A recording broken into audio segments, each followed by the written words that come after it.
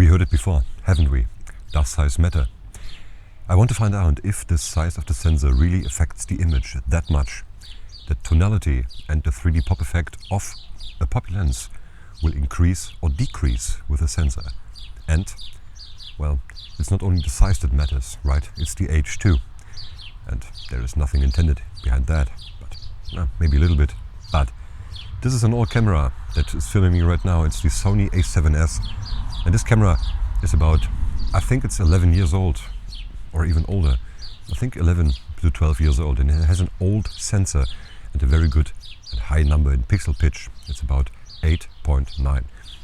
While the Sony A6700 that I bought last year has a pixel pitch of 3.79. So the pixel pitch is much larger on this Sony A7S first model. And I know, and I noticed, that this camera produces a very rich tonality. It is almost medium format like. So right now we got the Zeiss Batis 25mm f2. This should be a poppy lens, but we will see.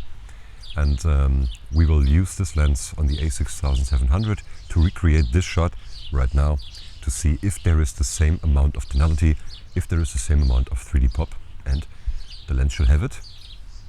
Maybe both sensors will give us a good result. So while we are shooting with the Sony A7S first model, let me tell you something about the Batis, then I will switch the bodies and we will compare what we actually see. The Zeiss Batis. In my last video I mentioned that there is a ratio between elements and groups, and the Batis has 10 elements in 8 groups, and this gives us a 1.25 ratio of element and group count. So it should be kinda poppy. It should be, but there's another aspect to consider, and this is the dispersion of the actual used glass, right? So you could have a lens that has a good ratio of elements to groups, but if there are a lot of ED elements, and even sometimes one is enough in that lens, then it will most likely kill the 3D pop effect. It will render the image so sharp and so perfect, so contrasty, that there will be no micro contrast left. And then you're flat. No matter how open your aperture is, it has nothing to do, at least it's not the main factor, to do with aperture. The effect is even more visible with a slightly closed aperture. So we have a dispersion of 0.2. But I'm not so sure about that, because Zeiss has 5 special dispersion elements, whatever that might be. I tried to figure it out, I tried to Google it. Some people say it is actually ED glass, others say it isn't. I believe that this lens, at least on my A7S, has pop. And so if these elements would be ED, there would be no pop left and no rich tonality. It would not be possible, right? So, but Zeiss is advertising the Zeiss pop, but I'm not so sure what they mean by that, you know. Most people think that an image has a 3D pop if the subject that is focused on stands out from the background, but that is not what is meant by that. You can achieve this with every fast lens, like a Sigma 1.4 or even 1.8, doesn't matter, depends on how far or close you are to the subject. So, but this is not what the 3D pop is. The 3D pop is a thing you cannot really point your finger on it. It is an effect that you feel. You feel it looks like it is dimensional, you know? And I'm not so sure if that is what Zeiss means, because with their special dispersion elements, I am not so sure about that. But I think the Batis has some pop. So, but if these lenses would be or shall be ED glass, then there should not be any pop and any depth whatsoever. I've extended the microphone cable to the maximum right now. And we are now on the Sony A6700 again with the Zeiss Batis. And I think it should look almost the same, at least from what you can see. Does it look any different? Is there still tonality?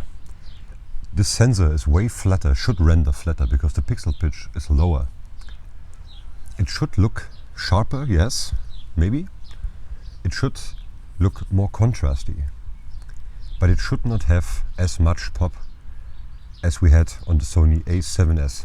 What do you think? Does it look different on different sensors? I mean, it obviously will because of the colors and so on.